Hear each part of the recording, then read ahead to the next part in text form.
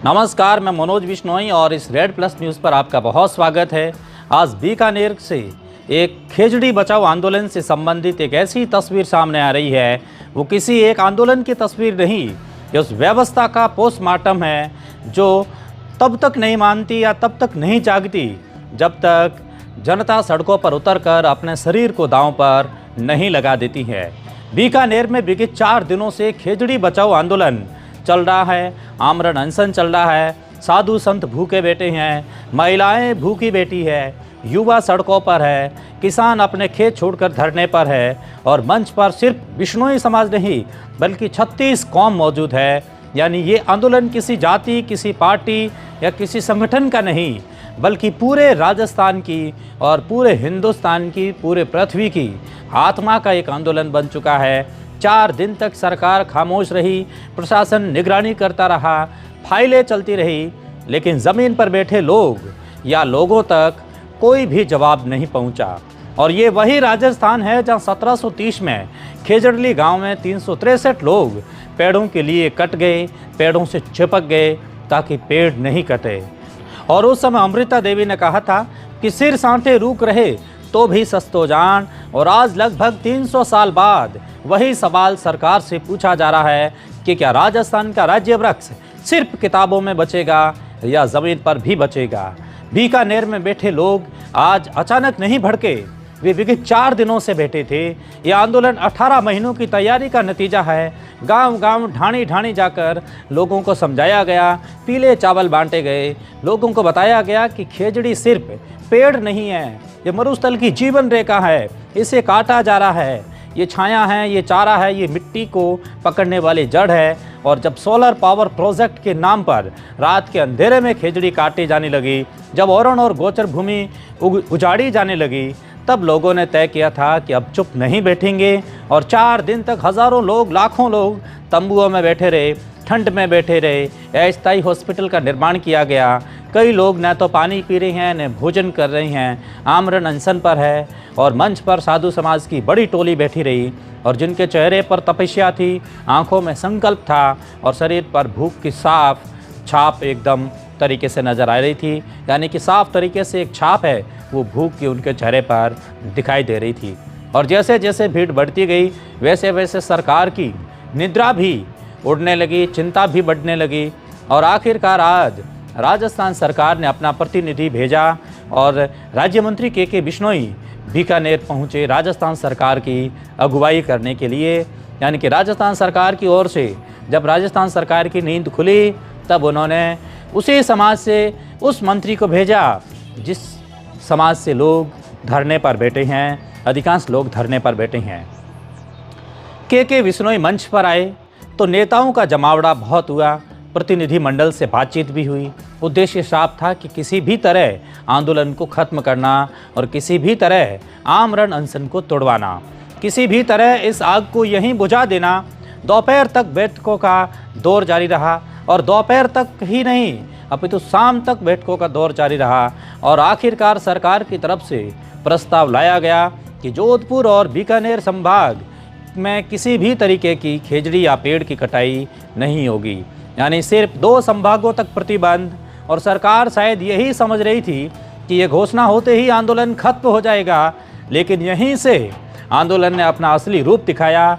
मंच के नीचे से एक आवाज़ उठी और ये आवाज़ किसी नेता की नहीं थी, ये आवाज़ सत्ता की नहीं थी, ये आवाज़ थी आंदोलन की आत्मा की, महिलाओं की, और ये आवाज़ थी युवाओं की, और ये आवाज़ थी पर्यावरण प्रेमी सुभाष बिश्नोई की।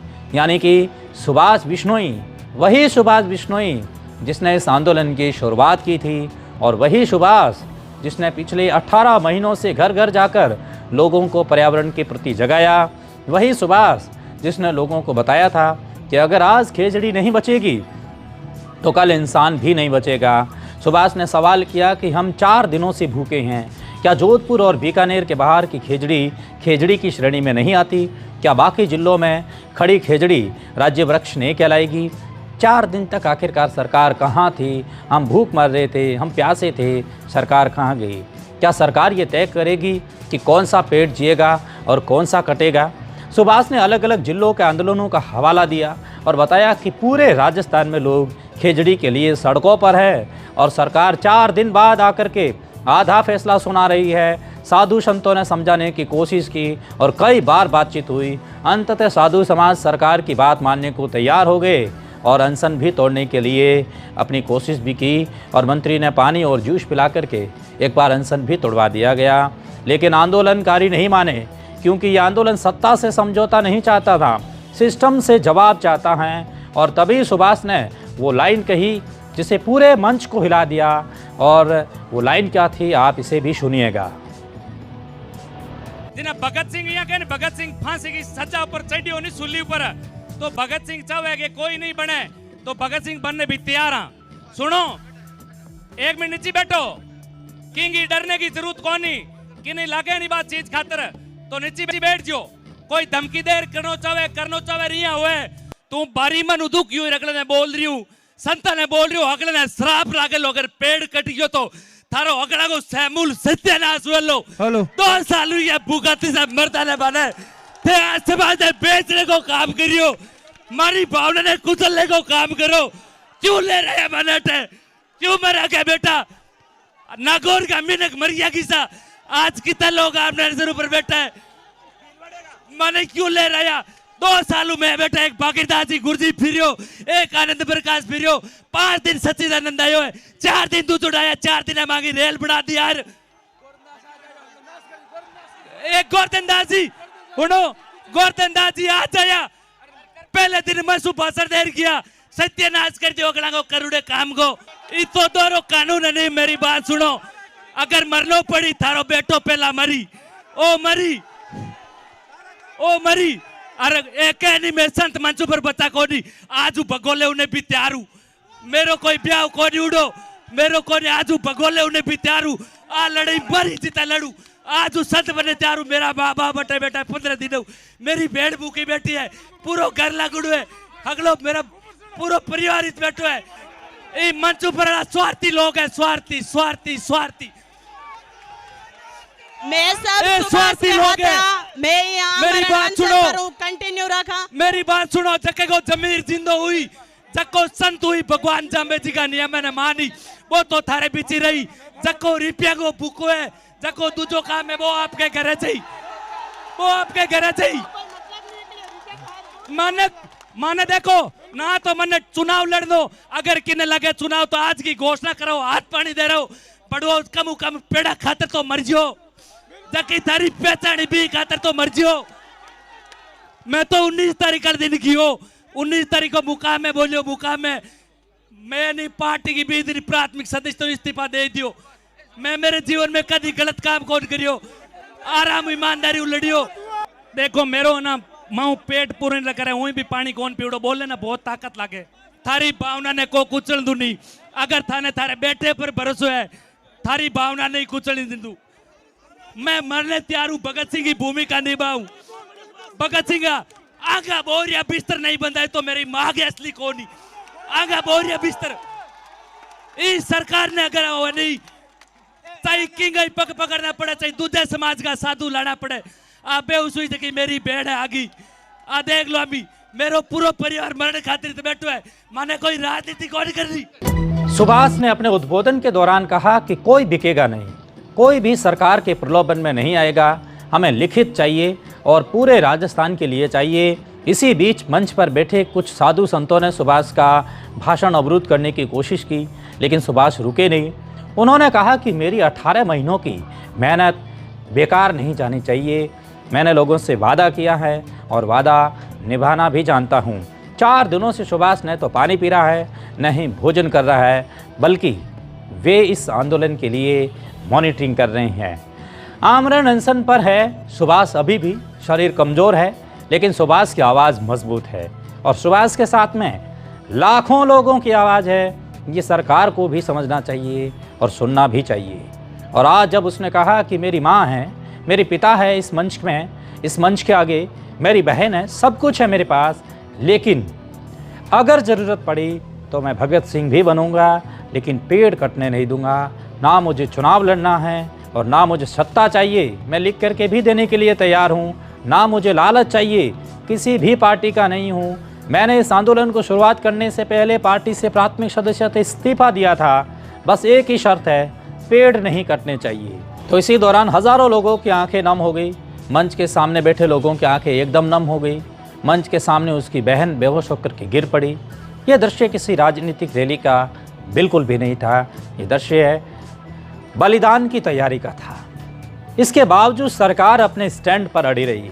अब सरकार की निर्लजता देखिएगा। एक तो 4 दिन बाद आ रही है, लोगों से बातचीत भी नहीं कर रही है, 2 संभागों की बात कर रही है। मतलब सरकार ये मान रही है कि तीसरे संभाग की खेजड़ी है भी नहीं। इससे बड़ी क्या निंदनीय और क्या निर्लजता होगी किसी भी सरकार के लिए। सरकार ने साफ कह दिया कि कानून सिर्फ 2 संभागों तक सीमित रहेगा। पूरे राजस्थान में प्रतिबंध की बात मानने को सरकार तैयार नहीं है। और यहीं से ये आंदोलन सरकार के लिए सिर्फ एक प्रशासनिक चुनौती नहीं बल्कि नैतिक संकट बन गया है, क्योंकि सरकार ये चाहती है कि जिस तरीके से आंदोलन हो रहा है उसको जैसे तैसे करके दबाया जाए। लेकिन ये नैतिकता का सवाल इसलिए है क्योंकि सवाल सिर्फ खेजड़ी का नहीं है। सवाल ये है कि क्या राज्य वृक्ष को किसी भी इलाके में देखकर बचाया जाएगा? क्या इतिहास से सिर्फ नारे ही लगाए जाएंगे या ज़मीन पर फैसले को कॉरपोरेट के हिसाब से होंगे? आज भी धरना जारी है, आमरण अनशन जारी है, आंदोलन खत्म नहीं हुआ है, भाषण लोगों के चल रहे हैं, पर्यावरण प्रेमी अभी भी डटे हुए हैं और जिन्होंने आंदोलन के लिए ख़त्म करने की कोशिश की उनको हटाया भी गया है और जिन्होंने आमरण अनशन खत्म किया है वे अभी भी डटे हुए हैं और ये आंदोलन तेज हो गया है। और अगर सरकार ने जल्द पूरे राजस्थान के लिए सख्त कानून नहीं बनाया, अगर खेजड़ी को सिर्फ 2 भागों में 2 संभागों तक सीमित रख कर के सुरक्षा दी गई तो ये आंदोलन बीकानेर से निकलकर जयपुर तक जाएगा। और अगर ये जयपुर तक चला गया तो फिर सरकार के लिए बहुत मुश्किलें खड़ी हो सकती हैं। विधानसभा से संसद तक आंदोलन जा सकता है, क्योंकि राजस्थान का इतिहास गवाह है कि यहाँ जब जब पेड़ों पर कुल्हाड़ी चली हैं तब तब इंसान दीवार बन कर के खड़ा हुआ है और आज भी वही हो रहा है। फ़र्क सिर्फ इतना है कि आज सवाल सत्ता से हैं और सत्ता के पास जवाब कम है, मजबूरी ज़्यादा है। लेकिन सरकार को ये सोचना चाहिए कि जिस तरीके से जो लोग आज वहाँ डटे हुए हैं वो किसी निजी मकसद नहीं है, उनका कोई भी निजी फैसला नहीं है, उनका कोई निजी लक्ष्य नहीं है और ये सबके लिए हैं। अगर खेजड़ी बचेगी तो सरकार को भी ऑक्सीजन मिलेगी और सबको मिलेगी। इसलिए सरकार को ये सोचना चाहिए और अपनी निर्लजता को समाप्त करके माफ़ी मांगनी चाहिए आंदोलनकारियों से और कहना चाहिए कि हम 4 दिन लेट आए हैं, हम कान पकड़ करके आपसे माफ़ी चाहते हैं और पर्यावरण के साथ हम हैं और पूरे राजस्थान के अंदर खेजड़ी है उनकी कटाई होने पर प्रतिबंध है और कड़े कानून लागू किए जा रहे हैं। सरकार को ये सब करना चाहिए, लेकिन सरकार के लिए अब हर एक क्षण देरी होना उन्हीं के लिए बिल्ली की घंटी बांधने जैसी प्रक्रिया हो जाएगी।